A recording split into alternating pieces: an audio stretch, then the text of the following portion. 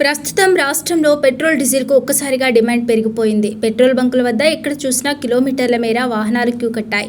Petrol diesel దొరకదు అని, ధరలు పెరుగుతాయని సోషల్ మీడియాలో వార్తలు వస్తుండటంతో తీవ్ర భయాందోళనలకు గురైన ప్రజలు పెట్రోల్ బంకుల ముందు బారులు తీరుతున్నారు. చాలా పెట్రోల్ బంకుల ముందు నో స్టాక్ బోర్డులు కనిపించడంతో వాహనదారుల్లో మరింత భయం పెరుగుతోంది. అయితే రాష్ట్రంలో పెట్రోల్ డీజిల్ నిల్వలు సరిపడా ఉన్నాయని ప్రభుత్వం అధికారులు చెబుతున్నప్పటికీ క్షేత్రస్థాయిలో మాత్రం పరిస్థితి ఇంకో రకంగా ఉంది.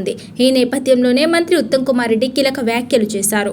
పెట్రోల్ డీజిల్కు అకస్మాత్తుగా డిమాండ్ పెరిగిందని, దీని ప్రభావం ఖమ్మం, మిర్యాలగూడ, నిర్మల్ వంటి సరిహద్దు జిల్లాలపై పడిందని మంత్రి ఉత్తమ్ కుమార్ రెడ్డి తెలిపారు. పుకార్ల కారణంగానే ప్రజలు కావాల్సిన దానికంటే ఎక్కువగా పెట్రోల్, డీజిల్ కొనుగోలు చేస్తున్నారని పేర్కొన్నారు. అదే సమయంలో ఇవాళ జరుగుతున్న పశ్చిమ బెంగాల్ రెండో విడత ఎన్నికల పోలింగ్ తర్వాత దేశంలో పెట్రోల్, డీజిల్ ధరలు పెరుగుతాయని వస్తున్న వార్తలు, వదంతులతో ఈ పరిస్థితి మరింత తీవ్రమైనట్లు చెప్పారు.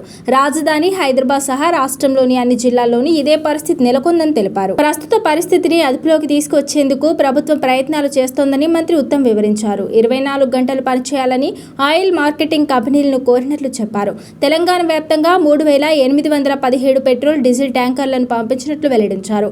రాష్ట్రంలో నెలకొన్న పరిస్థితులను అంచనా వేసేందుకు కలెక్టర్లతో జిల్లా ఇంధన సరఫరా కమిటీని ఏర్పాటు చేసినట్లు స్పష్టం చేశారు. రాష్ట్రంలో పెట్రోల్, డీజిల్ నిల్వలను పర్యవేక్షించేందుకు అధికారులను రెడీగా ఉంచినట్లు మంత్రి ఉత్తమ్ కుమార్ రెడ్డి వెల్లడించారు.